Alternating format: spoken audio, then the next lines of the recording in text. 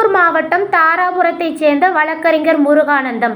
இவர் சென்னை உயர்நீதிமன்றத்தில் பணிபுரிந்து வருகிறார். இவர் கடந்த மாதம் 28ஆம் தேதி கூலிப்படைகளால் வெட்டி கொல்லப்பட்டார். அதனை கண்டிக்கும் விதமாக தேனி மாவட்ட ஒருங்கிணைந்த நீதிமன்ற வளாகம் முன்பு தமிழ்நாடு பாண்டிச்சேரி கூட்டமைப்பு வழக்கறிஞர் சங்கம் சார்பாக நீதிமன்றத்தை புறக்கணித்து தமிழ்நாடு பாண்டிச்சேரி கூட்டமைப்பு தென்மண்டல செயலாளர் முத்துராமலிங்கம் தலைமையில் கண்டன ஆர்ப்பாட்டத்தில் ஈடுபட்டனர். இந்த ஆர்ப்பாட்டத்தின் போது தொடர்ந்து வழக்கறிஞர்களை வெட்டி படுகொலை செய்வது மற்றும் தாக்குதல் நடத்துவது தொடர்கதையாக உள்ளது. இது குறித்து தமிழக அரசு உடனடியாக வழக்கறிஞர் பாதுகாப்பு சட்டத்தை நிறைவேற்ற வேண்டும். வழக்கறிஞர்களை படுகொலை செய்த குற்றவாளிகள் மீது குண்டர் தடுப்பு சட்டம் உள்ளிட்ட கடுமையான சட்டங்களை வழக்கு பதிவு செய்து கைது செய்து நடவடிக்கையை மேற்கொள்ள வேண்டும். வழக்கறிஞர் பாதுகாப்புக்காக துப்பாக்கி லைசன்ஸ் வழங்குவது உள்ளிட்ட கோரிக்கைகளை வலியுறுத்தி கண்டன ஆர்ப்பாட்டத்தில் ஈடுபட்டனர்.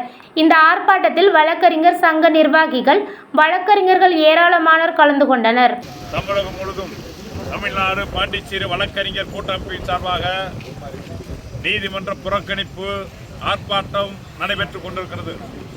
இன்று தேனியிலே மாவட்ட நீதிமன்றத்திலே வழக்கறிஞர்கள் நீதிமன்றத்தை புறக்கணித்தும் ஆர்ப்பாட்டத்திலும் ஈடுபட்டுக் கொண்டிருக்கிறோம். தாராபுரத்திலே வழக்கறிஞர் முருகானந்தம் என்பவர்களை கூலிப்படையினர் திட்டமிட்டு கொலை செய்திருக்கிறார்கள்.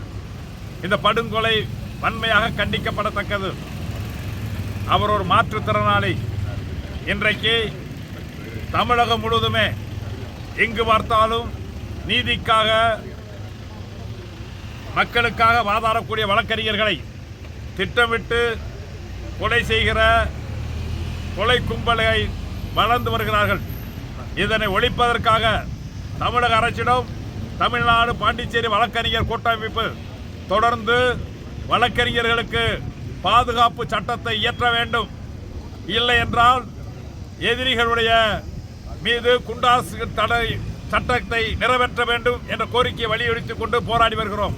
எனவே தமிழக அரசு உடனடியாக வழக்கறிஞர் பாதுகாப்பு சட்டத்தை இயற்ற வேண்டும்.